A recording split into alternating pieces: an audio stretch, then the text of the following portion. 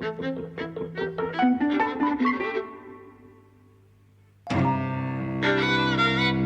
and welcome to Eavesdropping at the Movies. I'm Mike. And I'm José. And we've just come back from the MAC where we've seen the first screening of this year's Screening Rights Film Festival in Birmingham. Mm-hmm. The film is Permission from Iran, which came out last year, or the year given on IMDb is 2018, and it'll be one of these films that's making its way around. It's about a female footballer in Iran, indoor footballer, who captains her national team, and when they get through to the final of the Asia Cup, I think, in Malaysia, she can't go because her husband has banned her from leaving the country, which is something he's legally allowed to do. That's right. So that's how the film begins. So that's the start of the film. Yeah. After the film, you chaired a discussion about it. Yes, I chaired a discussion with Riham Sheble and Saeed Zeydabadi-Nejad from the University of London. He's written a very interesting book called The Politics of Iranian Cinema. And actually, between Riham and Saeed, the conversation, it led to a really interesting conversation where kind of all of the audience got involved, and which I think really enriched my understanding of the film. Yeah, I agree. So Rihan's focus is Egyptian cinema. On Egyptian cinema, yeah. But together, I think they really incited a really interesting discussion that I think really started off the Screening Rights Film Festival on a really high note. So, because this was the opening film of that festival, and if the discussion keeps up, then it will be truly excellent, because the whole point of this festival is to raise awareness through cinema about kind of human rights issues across the world. And here, basically, the film focuses on the condition of women and how they're oppressed by a particular type of patriarchy that gives men all of the power in the culture. Yeah. The film is written and directed by Sohail Bairagi, who's a director I'd not heard of before. This is his second feature. Yes, I'd not heard of him either. And the star, who plays Afrooz, the central character, the footballer who can't leave the country, is played by Baran Kosari, who again I'd not heard of, but Saeed was talking about how she was really the kind of driving force behind the film. Yes, she wanted to tell this story, and she's a star. So it's down to her that the film got made. Is what he seemed to be suggesting. I thought it was a really interesting film, and I'm very glad that I've seen it. Very early on in the film, when the kind of the drama is set up, that they're at the airport, that all the team is going to go to Malaysia, and she hands her passport over, and she's told by a nameless, faceless sort of customs guy you can't see, you can't go. Your husband has put the block on. Yes. Like immediately, it's a real pit in the stomach feeling, because they've been having such a good time up till then. The film opens on them winning their semi-final to get to the final, and they're having such a great time. And they're just these group of young girls really having a giggle, having a laugh, enjoying their lives. And the injustice is so obvious. There's not even a question that this is wrong morally. Could you imagine the reverse? Could you imagine if David Beckham, was going to captain England, and Posh said, "No, you can't go," and that means he misses, the World Cup final? It's unthinkable. Yeah, it is. It's absolutely unthinkable. And one of the things that was brought up in the discussion that I think is an interesting point is that the husband, for the first sort of half hour of the film, is not a figure that you see. He's ominous by his lack of presence, and it's the effect that he has on Afrooz that is sort of it makes it scarier by his absence. That he's this powerful. He doesn't even have to be there. She's trying to call him. He's blocked her number. She goes to where he lives. He's not there. And actually, when you sort of first quote unquote see him, where you don't actually see him, he's in a giant black 4x4 ramming her tiny little Peugeot 206. He's out to kill her or something. Yeah, it's terrifying. It's real sort of horror movie stuff at that point. Eventually, he physically comes into the picture, and discussions start to happen and things. So I suppose. So go on. What did you make of it? What do you think was most interesting? Well, I think there were a lot of points that were brought on in the discussion. So basically, to take up from where you left off, she tries to call them, can't find them. She talks with the organizers to make an exception for her. She is, after all, the captain of this team that is at the World Finals. So can't an exception be made for her? The answer is no. So the manager of the football team, or the woman who is very high up anyway, tells her to go and negotiate with her husband, and she says something like, "You're a woman, you can convince him. Kind of be soft, right? I be womanly," and basically, kind of, she tries to do that. In fact, there's this really. Riham said that that the scene that made her most uncomfortable in the film is just a simple one, where Afrooz goes to talk to her husband, really submits to everything that he wants, and then the scene that you're not shown, and then you're not shown a lot, but then there's this scene where she's brushing her teeth viciously, right, and you really get the feeling that she's been violated, that her husband probably forced her to kind of have oral sex with him, and that she's disgusted with herself and with the whole situation, but kind of she's done her best to get him to change his mind. And then kind of what you're shown after is they go to a lawyer, he agrees to let her go, and then spitefully tears up the agreement in front of her face as soon as they've left the lawyer's office. So kind of the film progresses and it gets worse and worse. It's like a real melodrama in the sense that this woman has only one desire, to represent her country, right? As captain, she's earned this right to do so. It's taken her 11 years, she said, to get to that point. And just at the moment of triumph, her husband forbids it because he can.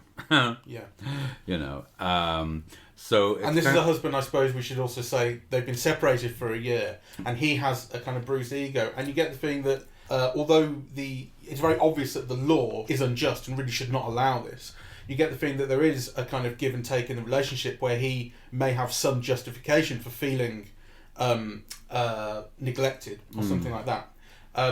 So I think there is this kind of bruised ego thing coming in, where everything was fine until I became captain of the national team, and all of a sudden now I'm too good. Now he can't handle it. So there's an element of that which is pretty unfair. But there is also this thing about her lying to him about having gone to this therapist who said we need 6 months apart, and then she turned it into a year. Turns out even the therapist didn't even exist. Yeah. So there's been some wrongdoing on her part, it seems. Yeah, you get the sense that there's a reason for the conflict from both sides, but you also are very clear at all times that the law, is completely behind him, and that he has got absolute power where she has almost none at all. Yeah, and he's able to use the law as a weapon. That's right, against her. Yeah. So actually, it's a very powerful film, and I think, with a lot of Iranian melodrama, really, it's quite restrained, and also it's quite indirect. So the things that are most powerful in the film are those that are suggested or not shown, or that in a way you could disavow, right? So kind of. You see her brushing your teeth. You don't see her being violated, right? Also, her best friend, whom she's been roommates with, is a woman. So there's a really strong suggestion, as you pointed out, that there's a lesbian relationship there, right? And that's kind of, part of what's being unspoken. Yeah. So I think the film is very good at kind of connoting all of these things. And making them absolutely clear without quite showing them. Yeah, because as you say, the censorship wouldn't allow some things. It's very much like, in fact, exactly the same as kind of Hays Code period Hollywood, where you had to codify things, you had to suggest things.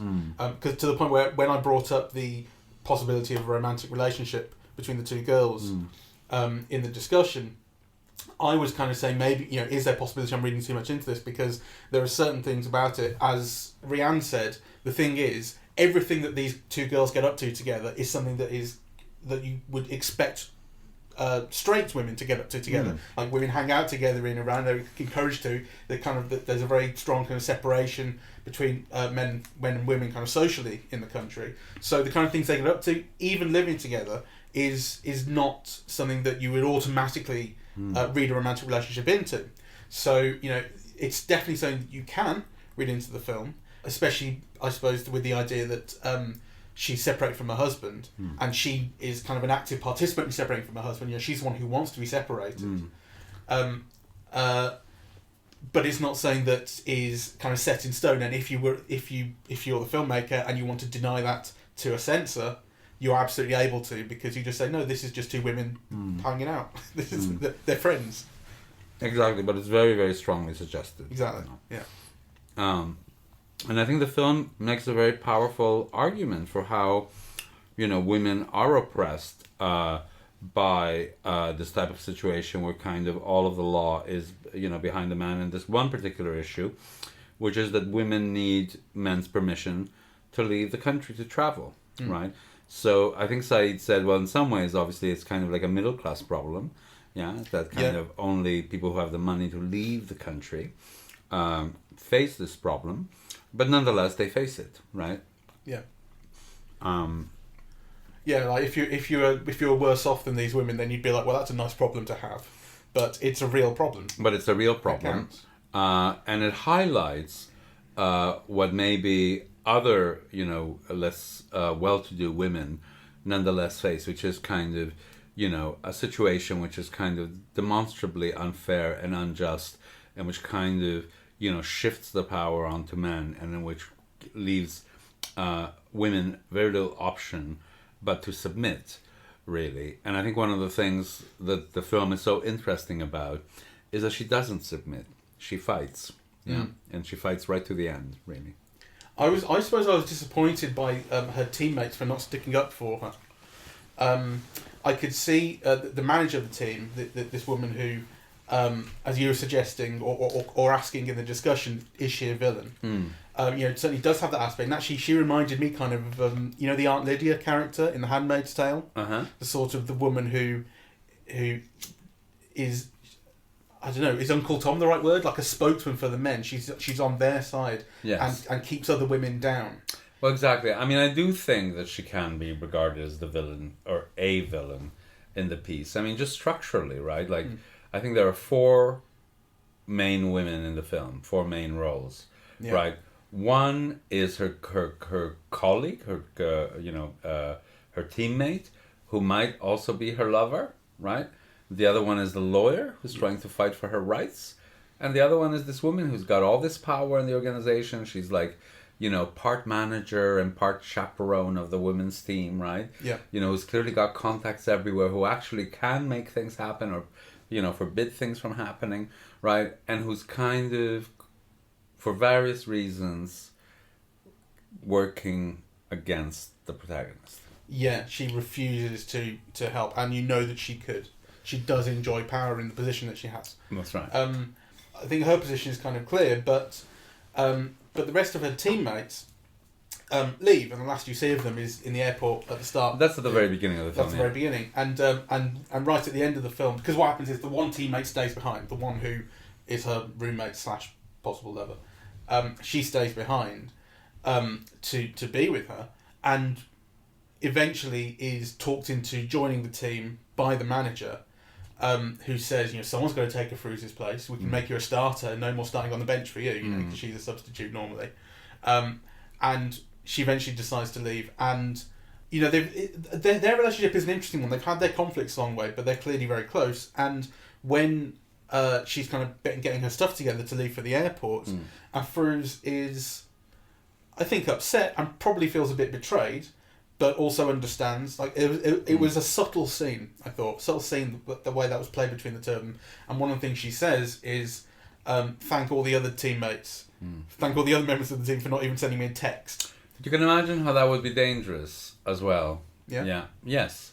So one of the conversations that, that woman who runs the team has with the teammate is, show me all your emails, show me all your messages, right? Or I've seen your messages.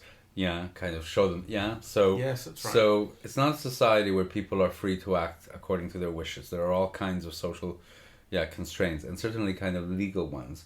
And this film is just about one aspect of them. Yeah, the refusal of husbands, or the control that husbands have over their wives traveling out of the country, and the repercussions of all of that, but also kind of what that signifies in all other kinds of areas.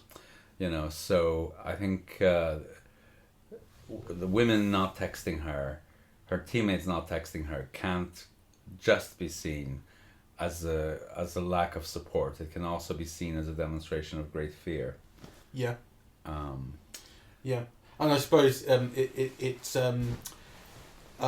strengthens the reading of Afrooz's relationship with her teammate as a romantic one, because she doesn't go with the rest of the team. She has the confidence to stay behind. There's a reason she wants to do that. I thought at the moment when they were in the airport, I thought, okay, something will happen and she'll go. That's one possibility. Is this right at the start or at the end? At the end. Oh, right, yeah. Yeah, so when she goes to say goodbye to her teammate, who may also be her lover, I thought in a typical romantic kind of, Hollywood ending, someone would show up and get her on the plane. Yeah. Right?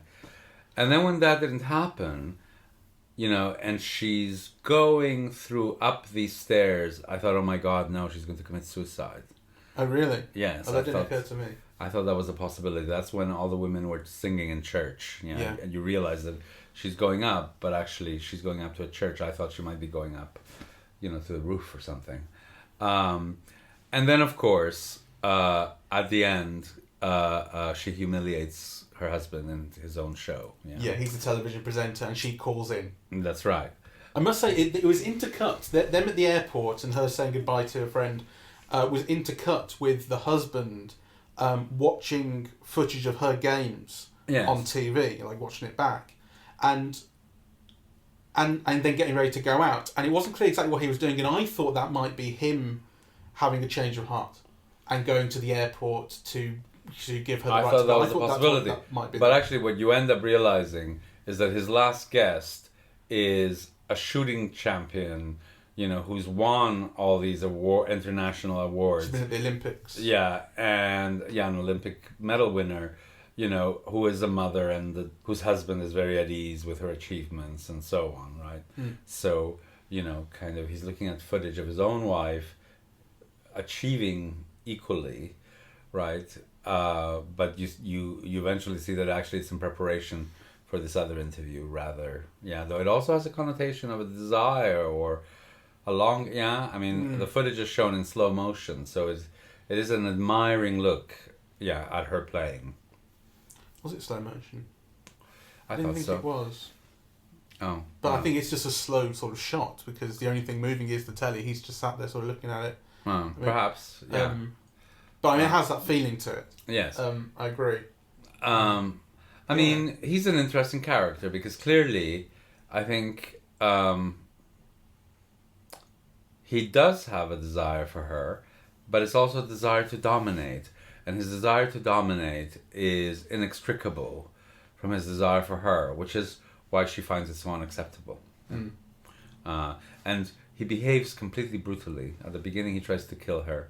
Yeah. Then he leads her on. He rapes her. He kicks her out of the house she lives in, rendering her homeless, really. Yeah. And then he's smugly sitting in this nostalgia show at the end, which is really, I imagine, an image also of conservatism, right? He's playing kind of nostalgic music, and it's like, I forget what the show is called, but something like In the Good Old Times or something like that. Good Old Days, I think. Yeah. Is that what it was? So, Yeah, and I think the really powerful thing about the ending, because ultimately at the end she's not allowed to go. She loses in court, so she's not able to get a divorce. She's not able to force the courts to let her go or anything like that. She basically loses all the kind of legal aspects of her battle. But she calls into the show, and she says, on air, how can you have this woman on and praise her for being such a wonderful sports person and wife? He literally introduced her as, what is it like to be a wife, a mother, and an athlete, and excel at all three? That's how he introduced her. And so when Afrooz rings up and says, how can you have this woman on and praise her for all this stuff, but you're so uncomfortable with your own wife's athletic achievements? He gets embarrassed or humiliated and claims that the connection's bad and ends the show. And that's the end of the film. Yeah. So that's kind of her victory. Whatever I'd be interested to see how that sort of developed. Yes, though there was a title card after that said 15 women. I think it was eight athletes have been denied exit by their husbands from Iran, and countless others. We don't know an exact figure for women who aren't athletes, but just any women. Yeah, and what year did they mention? Was it 2015? Oh, I don't know. Okay, I'm just. But that was in a year, wasn't it? Yeah. So, so it means that Afrooz's problem is a social problem, and therefore, I thought this was kind of a wonderful beginning for a festival that is about kind of human rights. It's about kind of rights kind of worldwide, and I think it kind of illustrates, kind of the condition of women, the oppression of women, and kind of the restraints of an extremely kind of patriarchal culture, very vividly. Well, I think it's partially the women's rights issue, which is completely apparent, but the specific women's rights issue here is one of freedom of movement. Yes. Which also occurred to me, and that throughout the world is not so closely tied to gender. Yes. We have our own sort of attitudes to freedom of movement in this country at the moment. That's right. I hadn't made that connection, but that's a very good one. Yeah, it really occurred to me. I suppose the difference here is people in this country who don't want freedom of movement want to stop people coming in as opposed to leaving. Yes. But it's still about it's still about control. Yeah. But the one other thing that I was going to talk about that phone call that she makes at the end is that throughout the film she's been told shut up, basically, particularly by the coach of the team, the Aunt Lydia character. Keep it quiet. We'll deal with it internally, that sort of thing. Because right at the start, even before any of this happened, she was on her phone doing a live stream with the team in the changing room before the match, semi-final, and the manager goes, no, not having that, but it's only when she sort of does take to social media again a little bit later, and then the lawyer speaks to Voice of America, which is that a radio show, I think. Must not be, sure, but it's something like that. That's when sort of, I suppose that's when pressure starts to be applied. Yes. Really. So part of the crime, when you keep it inside, you can avoid feeling that pressure. Yes. Part of the problem is bringing international attention to an internal Iranian issue. Yeah. Yeah. Which kind of is also homologous to kind of bringing outside attention to what happens within a family.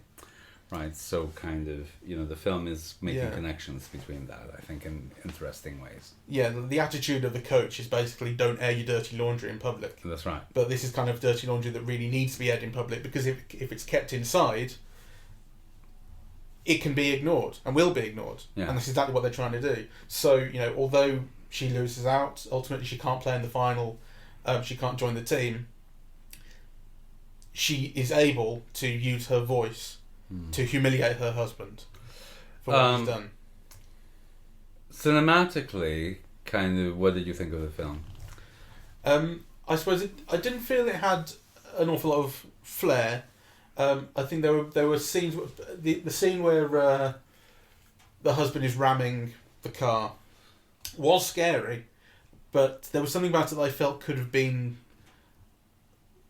atmospherically stronger. But actually, because I was thinking, I wish I had more of a sense of the danger that they're under in terms of driving. Because the thing is that the danger from behind them, the car being rammed, is very clear, and that kind of scary image of the car being so huge in comparison to their small car. But the danger of them having to speed away through busy streets is not so clear, and I wanted more of a sense of that. But then what Riham said about the camera being, I think it was Riham, talking about the camera being inside the car with them and not being outside means that you get this sense of, although they're moving constantly, they're trapped, which I thought was an interesting idea. So I mean, I think that scene could still have been a little better, but I that was an interesting idea that I hadn't considered, and I really liked the scene, the kind of arbitration scene, the courtroom scene. Yeah, so with the husband on the right, and then a couple of seats away, the lawyer, and then Afrooz, and sort of behind the camera, you never see him, is the judge, and it's a long take. It's probably a 5-minute take. Yeah, and it just sits there. Yes, and they have this discussion. It's a shot that made us all think about Asghar Farhadi's The Separation, which I've still not seen. Which is brilliant, and you know that scene is very much recalls that really. What happens in a separation? I've not seen it. Well, The Separation is about a woman trying to divorce her husband. Yeah. Right. And kind of, you see it basically, from both of their perspectives. They have a child, they live together.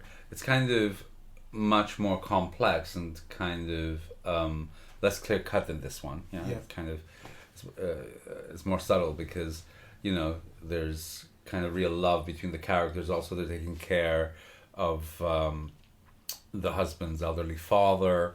Yeah, so it's kind of tied in with all of these emotional kind of entanglements and ambiguities. This is much more straightforward and straight cut. It's just wrong, right? Yeah. Well, this is really about power. Yeah. And also about image, I think, particularly with the husband, the way he wants to be seen, because he doesn't want to admit to feeling sort of overtaken by his wife. Because even that would be humiliating. So he ends up kind of falling back on, this is just my right. But he does say things like, he does talk about the thing about the therapist, his wife inventing this therapist as an excuse to separate from him, which is like, it's a reasonable sort of thing to be upset about, but for him what it is really is a convenient way of justifying his decision, when it's not really about that. Yeah, but it's also unreasonable. I mean, you could say, you hurt my feelings by doing that. But not, I'm going to stop you from the greatest moment of your life. Yeah. It remains a disproportionate response. But the point is, it's a form of justification, even if it is disproportionate. It's a thing he can talk about. Yes. Because without that, he would really just have nothing, and he would just be saying, "No, this is just my decision, and you're going to have to just live with it," which he also says. Yeah, but it's made very clear in the film that even though he has the right to do what he has, it's very unreasonable to exercise it, and it's very wrong to exercise it. Yeah, no, there's no way in which film... one of the questions that I sort of asked in the discussion was, is the film trying to kind of complexify or complicate the morality? And I think it's obvious that it isn't. So when it gives the husband when it gives him reasons behind what he's doing, or justifications, or what he thinks are justifications, I don't think there's any way of saying that the film is suggesting that there is a moral right in what he's doing. There absolutely isn't, and the film is 100% legally behind Afrooz. Completely. I mean, I don't think that scene is... Well, okay, I haven't seen a separation, so I'm not comparing it to a separation in terms of its complexity, but I don't think it's simple. I think to our eyes, it's so obvious what the legal decision should be, or rather, it's so obvious that the law is wrong. But I do think that scene is complex, because it is still about... There are complexities in these characters' relationships and the arguments that they make, and I think it's a really brilliantly written and performed scene, because it has ebbs and flows, and they shout and they get quieter and they talk about different things, and every response that a character has to someone else's point is reasonable. Not reasonable necessarily, but makes sense. The dialogue moves in an organic way. Well, I think you can understand his point of view while seeing him as really unreasonable and exercising brute power. Yes. And I think the film's complexities come from other elements, and actually not from, trying to make the husband into, a good person who has his reasons. After all, he is somebody who's tried to kill her, who's raped her, and has kicked her out of her own home, right? The film does not side with him, right? Yeah, absolutely. But anyway, kind of, let's wrap it up. I actually thought that this was a brilliant film with which to begin this particular film festival, really. You know, it kind of, you know, it is very much about kind of social issues and about human rights and about kind of women's rights. And certainly, I think it led to a wonderful discussion on all of those issues. Yeah, I think it's a really promising start to the festival. And I would say that it's a really enjoyable film. Yes. Maybe that's something that we should... we should underline that. Do you agree? Sure, I do agree. Yes. Like, it's an enjoyable watch. Yes. Right? I think partly it's the quality of the storytelling and the performances. That, you know, I want to see more of these people. I want to see them interacting, which is great. And I think when the drama gets sort of heightened and people get kind of upset and angry, particularly in that courtroom scene, I think there's some really, really emotionally sort of strong moments. Yes. That I loved.